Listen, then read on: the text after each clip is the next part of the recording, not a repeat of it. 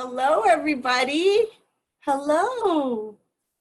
How's everybody today? Are you excited? Are you really excited about the book we're going to read? I already read it, so I kind of cheated, but it's going to be fantastic. You're going to love it. It's called Farewell to Shady Glade, and it's such a great book. I'm really excited for you to hear it. So if you're ready, we're going to start. I can't tell you how excited I am. So here we are. Shady Glade was a towering sycamore and a cluster of willows and cottonwoods along the banks of a winding creek. Early every spring, hundreds of birds flocked into the treetops to build their nests, raise their young, and then go their way at the end of the summer. The year-round population of Glade was no more than 16. Half a dozen rabbits, a pair of possums, a single skunk, 5 green frogs, 1 bullfrog, and an old raccoon. They lived there together in a peaceful, neighborly fashion. These simple woodland creatures were content to believe that nothing could spoil their quiet little world. They hardly noticed the big city looming up to the sky way off in the distance.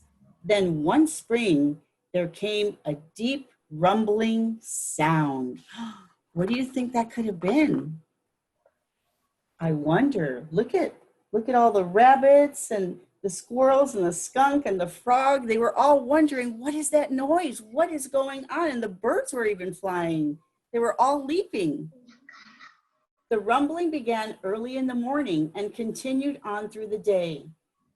Then, along toward evening, it suddenly stopped. Each day, it grew louder and more ominous, and by the end of the week, the rumbling shook the whole glade. The trees trembled to their very roots, and the creek shivered in its banks. The birds stopped in the middle of their songs and nestle building. Then, without a word, took off in a fluttering flurry and went streaking out of the glade in all directions. Why do you think they were flying away? Maybe they were scared. Maybe they were excited. Maybe they thought they better just move because there was so much noise. The sudden departure of the birds caused great alarm among the other creatures of the glade. They wondered whether it was merely the noise that had scared them away or if there was a threat of real danger. They quickly gathered in a frightened group around the wise old raccoon, anxious to hear what he thought about the mysterious rumbling. "It's not a train," said the old fella, peering up at the railroad trestle that straddled the creek. "And there hasn't been a cloud in the sky for weeks, so the rumbling can't be thunder." "A little noise never hurt anyone," boomed the bulldog. "Just the same," warned the raccoon, "we'd better find out what it is." And he went scrambling up the towering sycamore, all the way up the twisting trunk to the very top of the branches. See that big tree? They all had to climb up because they wanted to know what was going on, what was scaring everybody. Then, just beyond a hill, not more than 50 yards to the east, he spotted the rumblers. Monstrous machines going out all wild clumps of trees in one scoop, a ton of earth in one bite, leaving nothing but their giant tracks on the barren ground. And they were heading straight for Shady Glade. "We're in for it," muttered the raccoon, and he scurried down the tree to rejoin his friends. Look at all the machines. These are all machines that were being broken down. They were breaking the ground. He tried his best to describe the gigantic mechanical monsters, but all his words were frantic gestures proved to be useless. The blank, befuddled faces gave no sign of understanding, so they were all pretty confused. They weren't sure what was going on. Then, with a long forefinger, he attempted to draw one of the machines on the soft earth, a hodgepodge of scratchy lines which merely confused them all the more. Oh, well, he sighed. The monsters will stop work before nightfall. Then you can all go see for yourselves. So he was kind of trying to warn them as he looked in there. He looked at all of them, trying to tell them what was going on so that they would understand what he saw. And there's the big machines again, really big. Along toward evening, after the rumbling had stopped, the raccoon led his little animal friends out of the glade and across a grassy meadow. When they caught sight of the large mechanical monsters, they stopped, dead in their tracks, trembling with fright. All but the brave raccoon. He waddled straight for the nearest machine and went climbing up a giant wheel to perch on the top. Have no fear, he said. They can't budge an inch without their drivers. Right now, they're helpless.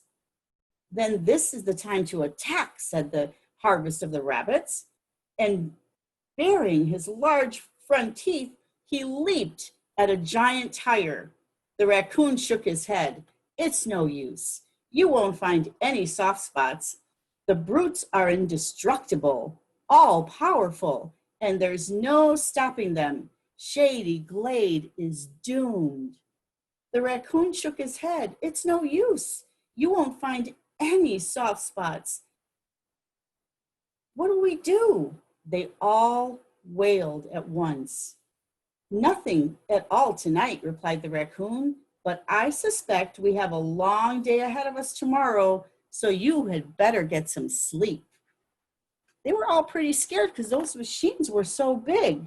And then the raccoon was sitting up in the tree and he was trying to think to himself, what are we going to do?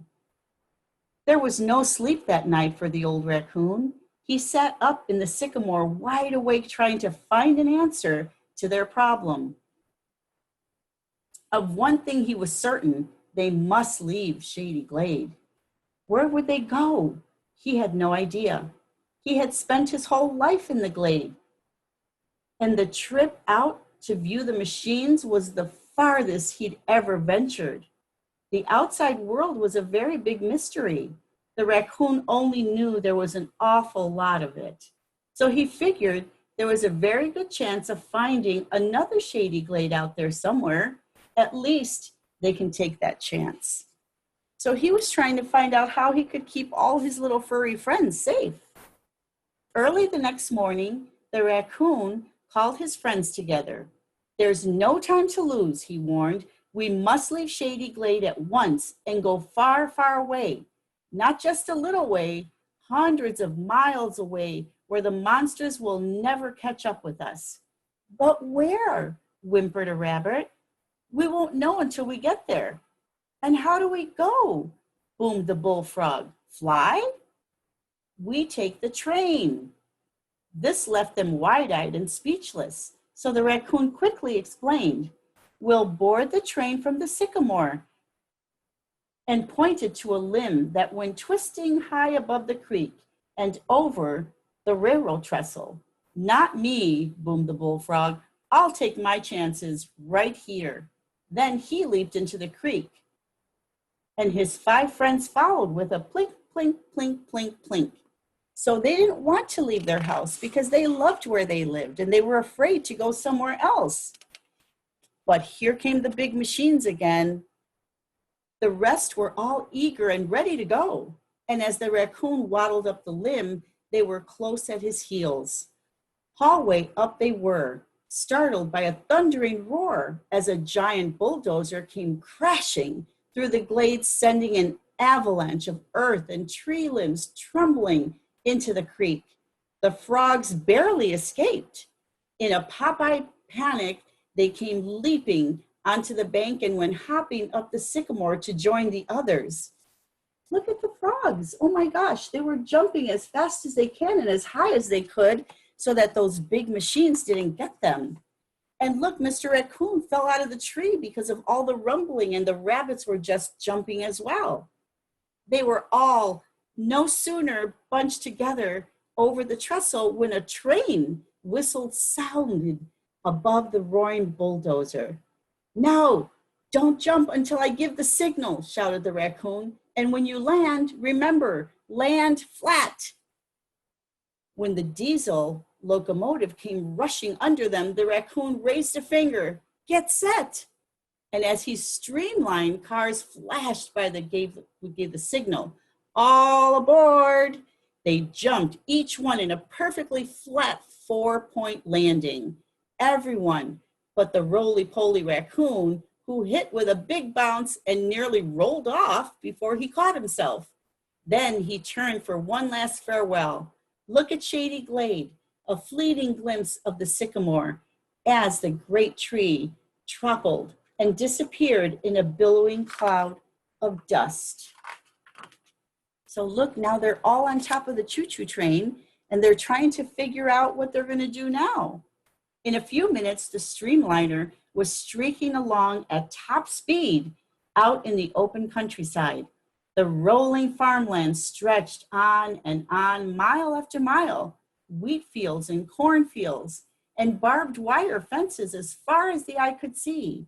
Now and then they spied a clump of trees beside a creek and a patch of woods here and there. But if these places were anything like Shady Glade, it was hard to tell. They went flashing by much too quickly. If we should find a likely spot, grumbled the bulldog, do we take a flying leap off the train and break every bone? The raccoon didn't answer, for that was the very thing he was worried about. Well, I know one thing, continued the frog. This train won't stop until it comes to a big city. I'll bet a hind leg on that. So they were kind of scared because this train was fast and furious and they didn't know what they were going to do. The bullfrog was right. Late in the afternoon, the streamliner gradually began to slow down.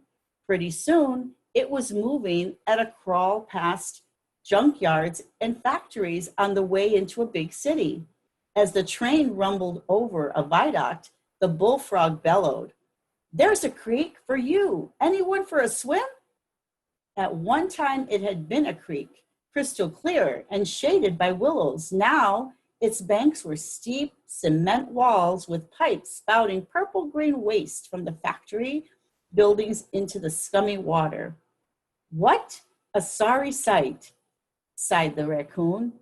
"What a stench," squeaked the skunk. And they were determined to find a new place, and they saw a bunch of people on the train. And look, they were just sitting there trying to figure out, what are they going to do? How are we going to get out of this? The train crept slower and slower until it finally shuddered to a stop in the eerie gloom of a canvas railroad station. "I have a hunch this is the end of the line," boomed the bullfrog, "and the end of us too." "All we can do," replied the raccoon, "is wait and see." They waited while the station clock ticked away an hour, and they watched the people crowding on and off the coaches. Streamliners kept coming and going, but still their train gave no sign of moving, and it appeared that once again the bullfrog was right, when suddenly the conductor shouted, "All aboard! All aboard!" The coaches jerked forward and the train rumbled out of the station and on across a city, gaining speed as it went until once more they were streaking along in an open countryside. I wonder what these little guys are going to do. It's kind of scary, but maybe they'll find a new home somewhere. As the miles went rolling by through the long afternoon, the scenery began to change.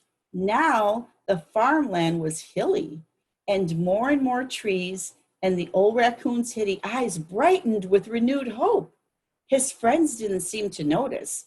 They were too travel-weary and drowsy to care, and one by one, they dropped off to sleep because they were so tired. They had been traveling all day long. So the raccoon was up because he was trying to figure out, how am I going to help my friends? The streamline raced on through the evening, then onto the night, past miles and miles of dense forest and winding streams. 1,000 shady glades rolled into one, and only a few jumps away. But that first jump was impossible. At last, the weary raccoon decided to join his friends. He curled himself into a fuzzy ball and was just about to doze off when suddenly there was a screeching of wheels, a hissing of brakes, then a thundering boom. All the cars came jolting together. The raccoon, the rabbits, the possums, the skunk, and the frogs went skidding and tumbling halfway down the car to pile up in a heap. Then there was silence. Oh my goodness, what is going on? The train had stopped. Pretty soon, excited voices echoed into the dense woods along the track. What's up? What happened? What is it? What is it? What it's about? A rock slide? Growled the engineer. Lucky we got her stopped in time. All the rocks had come down and the train had to make an emergency stop. More trouble, grumbled the bullfrog. No trouble at all, chortled the raccoon, pointing to a twisting sycamore limb just a few feet above the roof of the streamliner. Last stop, everybody. All off, end of the line. And the sleepy-eyed passengers from Shady Glade went trooping down the tree limb. Somewhere below in the darkness, they huddled together to finish their night's sleep. So they all were able to jump on that big tree limb just like they got on when they left. The next morning, when they awakened for their first view of the new surroundings, they were overjoyed. This is more like it, boomed the bullfrog. Exactly like it, exclaimed the raccoon, for it was indeed almost exactly like Shady Glade, with a towering sycamore, a winding creek, and all the trimmings. And to their horror, there was even that same deep rumbling sound. The trees trembled to their very roots, and the creek shivered in the banks. It's not a train, muttered the raccoon, peering at the railroad trestle, but it could very well be thunder, he said, pointing to the rain clouds overhead.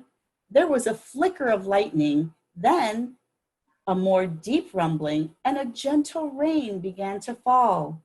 A little bit of rain never hurt anyone, said the bullfrog as he curlopped into the creek.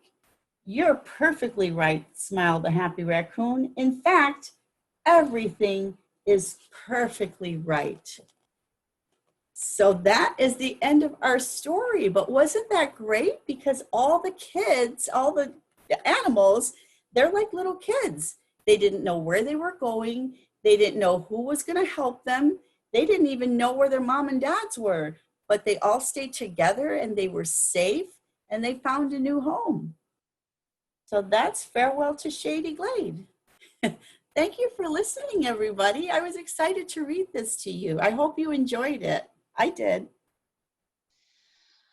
Okay, I am unmuting everybody. So if you want to thank Miss Maria, we're having some problems with some people getting unmuted here. You can, and then I think Miss Maria may have some questions for you. So teachers, if you can help unmute, I should have allowed that for everybody at this point, if anyone's having problems. Okay, we're unmuted. Okay. All right. No.